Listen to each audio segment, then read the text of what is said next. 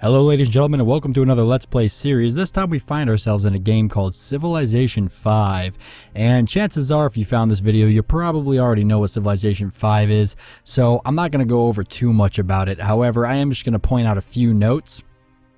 That being that, the game was developed by Firaxis Games. It was released in 2010. It had 2 expansions released after the initial release, those expansions being Gods and Kings and Brave New World. There's also been a lot of downloadable content, and I'll be playing the complete edition, which I purchased. So if you go into my downloadable content here, you can see I've got all of this, the 2 expansions as well as all the downloadable content.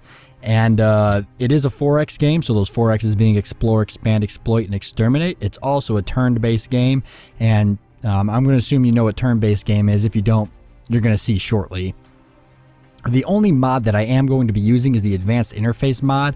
It won't appear in here, so as you can see, I don't have any mods installed, but the Advanced Interface mod actually does not change the Lua or XML files, meaning that I can still unlock achievements and complete the game and stuff like that. Basically, the mod doesn't alter the game in any way. It only organizes your interface and provides you with a much more accessible way to view details that the game already provides you, but cleans it up and makes it really nice and pretty. That's pretty much it. So I haven't put a lot of time into this game. I'm very familiar with the Civilization series. I've played almost all of the Civilization games, surprisingly, except for Civilization 4. That's the only Civilization game I haven't played, which is a disappointment. But I've played all the other ones, and I love the series, and so I'm familiar with how it all works. This isn't my first time playing Civilization 5. I've played Civilization 5 in the past, but I am still somewhat, I wouldn't say new, but I'm in kind of like the middle road with the game. But less about that. Let's get into it here. So single player setup game, and I've already got everything pretty much set up for how I'm going to do it. And here's all the settings here. So we are going to be playing on Deity, which is the hardest difficulty level, as usual, per standard procedure on my channel. So am I prepared to play Deity? No, probably not, but we're going to do it anyways because it's going to be a lot of fun. I'm probably going to die. That's okay. Every game I've played on Deity so far, I've pretty much have lost, or it's just been quite an experience. We'll be using Nebuchadnezzar, Babylon, and the reason for that, and the reason I chose this, was because when you're playing on Deity, a lot of the game is playing catch up with the AI, because the AI starts with two settlers, so they get an additional city, and some other bonuses as well. They start with a few technologies already researched. They start with a scout. I believe they start with 2 warriors, or maybe it's just 1. I don't remember now. They do get like an increase in gold per turn that they receive, and all sorts of bonuses that make them a hard to play, or a harder difficulty AI, which I don't necessarily agree with. I don't think that giving the AI a bunch of bonuses is necessarily justifying that it's a harder difficulty level, but I mean, I guess the game is harder, so they got me there. The reason we're playing Babylon, though, is so we get this: receive free Great Scientist when you discover writing, and earn Great Scientist 50% faster. So in the science game, hopefully we'll be able to use these to our advantage and kind of catch up to the AI, or at least not lag behind so much that the AI is rolling up in battleships, so we still got, you know, galleries and the such. Our unique unit is the Bowman. I like the Bowman very much. However, I am a little disappointed that he does seem to get replaced pretty quickly, I believe, by the Composite Bowman, which is the next step. He seems to get replaced pretty quickly early game, but he will be an advantage for a little bit, so we're going to use him as we can. And then we get the Walls of Babylon, which is actually very useful, especially early game, so that makes our cities a lot harder to capture and increases the attack damage of our cities, which is very good. Map type. So I was thinking about going with a random map type, but I changed my mind and decided to just stick to Fractal for now. There is lots of different map types, including the downloadable content, which gives me more maps. So if you guys would like to see maybe other games played on different maps or something, you can always let me know. We're just going to be doing map size standard, 8 players with 16 city-states. Like I said, difficulty level Deity. And then for the game pace, I actually went around and asked a couple people what they enjoy watching for game pace, and I pretty much got a 50-50 between standard and epic, and I wasn't sure what to go with.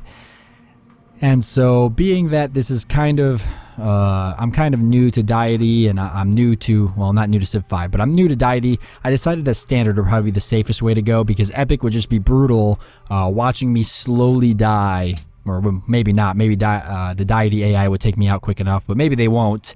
And watching me slowly die would just be a lot more painful. So I'm just going to stick with a Standard for now. And like I said, if you guys like to see anything else in future games, just let me know. And it's definitely something we can work out. So, unlike my other Let's Play series, we're actually going to jump straight into this game on the first episode. I'm not going to keep running my mouth. So let's start the game here and see what we got. Hopefully we get a good start. I'm really banking on the start to be perfect. I need all the help I can get. I'm just waiting for it to load. I could read all this, but I'm not going to. That would be terribly excruciatingly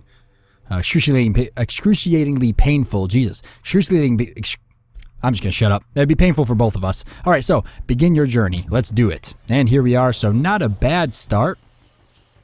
Started around a lot of plains here.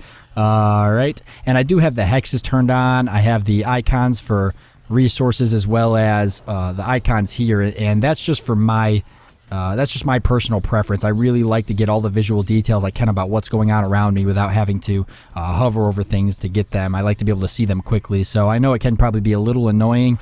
I hope it's not too annoying. If it is, I can always turn them off, but it really does help me to have these visual cues around me. So we've got ivory right here. We've got silk right here.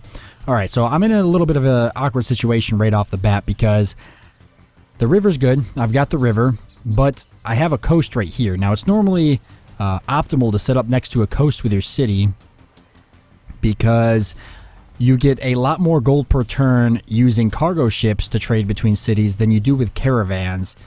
However, if I settle over here, it doesn't look like there's really any resources over here that I can see right off the bat. And I'm going to miss out on the ivory and the silk. So I'm almost thinking just right where I'm at right now might be the best spot. Or is that a hill right there? It looks like it's a hill. It is a hill. Setting up on a hill would be even better. I can always put my second city next to the river if I have to. It looks like there's a desert over here, so I definitely don't want to try setting up over here. And it looks like the desert also comes up into here, and desert tiles are pretty much worthless, so I don't want to be anywhere near here. I'm almost thinking this is the best spot or this hill here. I have one chance to move my warrior in a certain direction to kind of open up my my line of sight a little bit and see if there's a better position. So I'm going to move him right... Let's see, what's this? Just forest and plains, right? For plains and river. I'm going to move him right here. No, I don't want him to be in the forest. I'll have less line of sight. I'll move him on the plains. No, I'm not going to get anything anyways because this hill's here.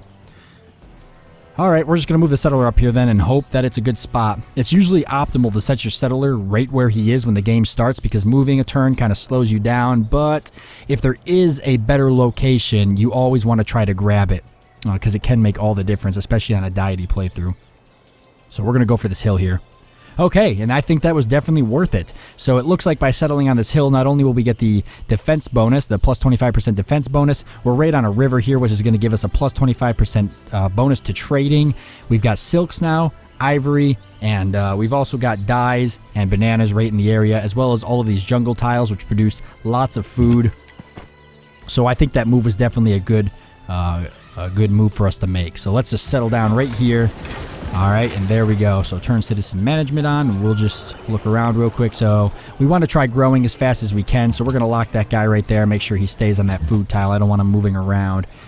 And where do we want our warrior to go? Which way would we want to settle a second city? I want to scout somewheres where I would want to settle a second city. I probably want to try to land a city somewheres on the coast up here. Think about that for a second. As for production, we're going to go for a scout first. And for research, we're going to go straight for pottery. I want to get these shrines here so I can start getting faith to get a... Hopefully I can nab myself a religion. It's hard to do on Deity, but I would like to get myself some type of religion. So, where do we want to take the warriors? Alright, well, I'm thinking about going this way with them, and then I'll take the scout south. Since there's plains up here, my scout doesn't suffer a movement bonus, and so it'll just be easier for me to navigate all these forests with the scout than it will be with the warrior. We're going to start scouting out for our second city, which is already looking pretty promising up here. So I'm going to be going with a... And these are grasslands, are they? Yeah, they are marsh. Okay. I thought they looked like marsh. I'm going to be going for a probably tall build, so I'm thinking 3 to 4 cities. Maybe go wide after that. I haven't decided what my victory type's going to be. Ooh, crab. Crab is nice. So this is looking very promising for a second city already, right up here in the corner. That'll probably be where I end up settling that second city. Yeah, definitely a promising area. 2 cattle, 2 sheep, some stones, some fish, some crab. Yeah, definitely a second city spot. And I'd like to put it right on this hill on the coast. No doubt, good for a second city. A little far though. 1, 2, 3, 4. Oops. 1, 2, 3, 4, 5, 6. Kind of far. Building roads might be somewhat of a pain. Oh, this is a city-state over here. And it looks like he's got a pretty good... He's got incense, sheep, and a nice little oasis right here. So that's pretty good for him. About to get our scout, so let's get our scout here. Alright, there we go. And before I move him, let's choose production. We're going to go for the... We're going to start working on our worker here. And what I'll usually do is I'll start working on the worker. And then when I get the pottery and I get the shrine, then I will switch over to building... I'll switch over to building the shrine and then finish off the worker after the shrine's complete. Because like I said, I want to start getting faith as fast as possible. Ooh, I accidentally walked right past these... Crap, that hurts. Already made my first mistake. I walked completely past these ruins and forgot to nab them up. 3 turns away from growing, so that's good. Where do we want to go with our scout? I'm either thinking of this way or south to see if there's any more resources down here. Let's go this way and then maybe up depending on what we see. Okay, there's a mountain there. I'd like to find a natural wonder. Somebody's already found a pantheon. That's expected in a deity playthrough. Ooh, do I want to go this way or do I want to go this way? This is a tough choice. Well, here's the thing. I'm going to probably bring my warrior around this city-state and drop him south. So I think I'll take this scout this way. There we go. Take this rune real quick. Discover a crudely drawn map which outlines the surrounding area. Very nice. Not nice at all. This is the area that it discovered. Well, that's really useless. That was really useless. And we discovered another ruins. Ah, yes, right there. So we'll nab that up with our scout right now. There we go. Ruins explored. Ooh, find survivors. So we gain a population in our capital. That is always fantastic. If I can find a lot of ruins, I can give myself a pretty substantially large boost in the game. Oh, that's all jungles there. So we're looking like, ooh, salt. Salt is great. Salt is definitely one of the more better resources in the game, and it looks like we'll be able to nab it with our capital, so I'm not too worried about placing a city here. We've got more dyes in the area. Bananas are fantastic. Some cattle. Yeah, I definitely want to take this scout up this way, see if there's room for another city somewhere's up here, or maybe even on this river. I could even plop a city maybe somewhere's over here.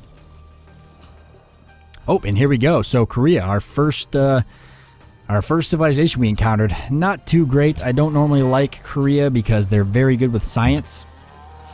And that is dangerous for us. Because Korea can nab a science victory pretty quickly if they want to. We'll go this way with our scout. Alright, things aren't looking too bad. Another set of bananas. So I'm definitely thinking somewhere's over here might be our next city. But that's kind of a really long build. I don't know if I want to...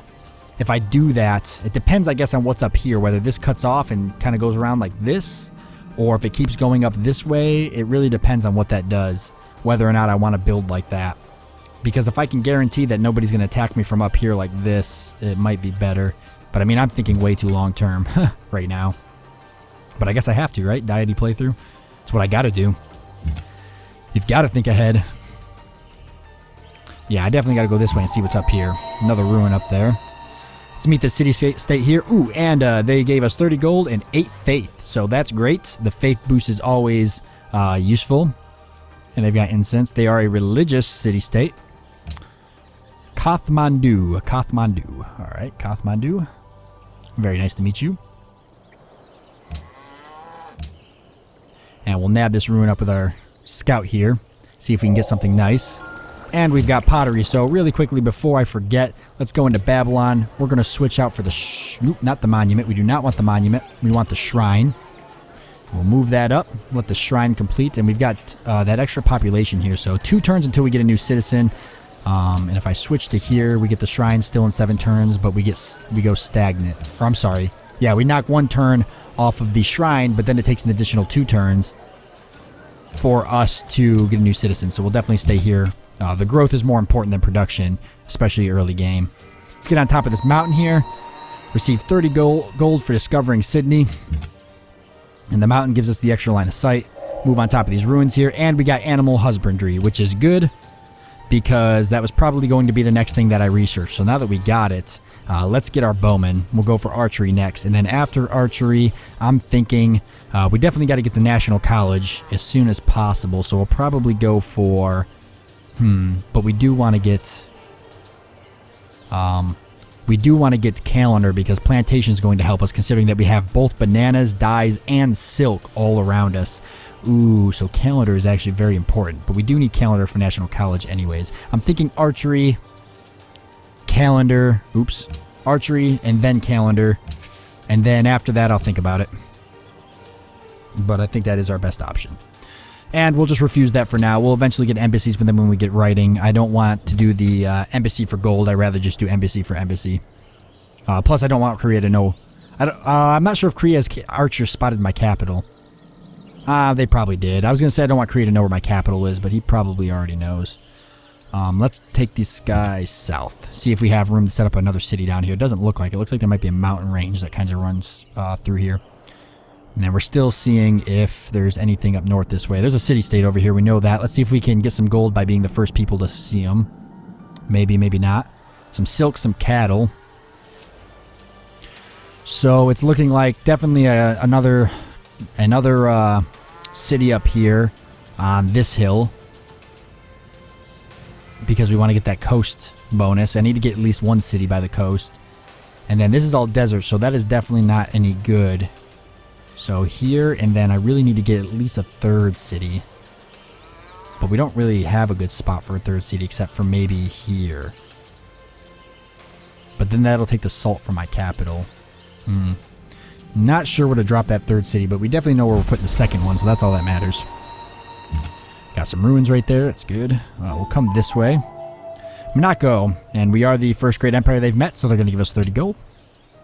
And there's just wheat chilling over here. That's it, just wheat. Yeah, definitely not worth dropping a city. I could always put... Boy, no, because I'm going to map all these up with 1 city here. There's really no point in putting a city right here. Watch the AI do it, though. Watch them drop a city right there. Population has increased. 17 turns until the next one, so I could lock this guy onto something to help production. That'll get us the shrine in 5 turns. However, it does put 33 turns, but I'll probably move him back another way anyways. Half tempted to buy this right off the bat, but I won't do that. I gotta hold on to my gold as long as possible. Well, only 6 turns, so I'll just keep him right there. Another Pantheon founded. Let's grab up this ruin, and look at that. That's a great one. So now we know where Korea is, and they are very, very close to us. Take out this barbarian. Move this way then. So I know Korea's not over here at least, or at least their capital's not. Their 2nd city might be over there. And it looks like the map probably dips down like this. Oh, there's a mountain there. So maybe the map kind of comes like this. It's hard to say how it runs. There is a lot of 2 dyes and wheat right there, and ivory. Seoul didn't really set down in too great of a place. It doesn't look like there's very many luxuries around them, which is interesting. They would have been better dropping their city south. But the AI does what the AI wants to do. So now we don't have to send the warrior that way, which means I can send him somewhere else. I could keep going this way. That is a possibility. I'm going to have to ally these 2, or at least try to make friends with them. Maritime. And they've got pearls. Oh, pearls. Okay, so that's something to keep in mind. They have pearls, which means that there's definitely coast right here. And yes, it does look like there's a coast right here. That looks like it's coast right there. So definitely always good to kind of keep note of those things. And you just got instance right now. So there's coast right here, which means that this might be the cutoff right here for this area. So the map probably extends over this way. Which, if that's the case, then I could drop the city here, have my city right here, and I'll be a lot more apt to drop another city somewhere here. So let's take the warriors over this way. Scouts will keep going this way, and we can nab up those ruins real quick. Oh, Austria. I hate you. I hate you so much. Damn it. Like the AI needs any ruins. Alright. And our borders grew to get this ivory here, which is very good. No reason to really move anything yet. We're going to get our shrine in 3 turns, a citizen in 14, and move our scout down this way. And holy crap, this is a really good spot to drop a city. I'm starting to think 1, 2, 3, 4. Okay, I think I know how we're going to place our 4 cities. We're definitely going to go with 1 city on the hill over here, which is kind of far away, but I want to nab up all these resources. We'll probably drop our second city somewhere between here and here. So our second city will probably go, if there's a river here somewhere, there's not. There's a river here that runs down, but Soul's second city is probably somewhere here. I'm going to take my scout down this way and see where Soul's second city is. Or actually, I'll just dip my warriors down this way. So yeah, we got to find Soul's second city. If it's somewhere around in this area, hopefully he maybe dropped it south down here. If that is the case, we'll settle our second city somewhere right in this area. And then we're definitely going to drop a 4th city. So no, I'm sorry, second city, 3rd city, 4th, or we'll probably go 2nd, 3rd, 4th, or I'm sorry, 1st city we're going to drop, 2nd city, 3rd. Because I'm not too worried about this, but I definitely want to nab this. I mean, we're talking copper, river, and 4 silk. Is definitely something I need to grab. However, we are out of time for this episode, so I do hope you enjoyed it, and I'll see you next time.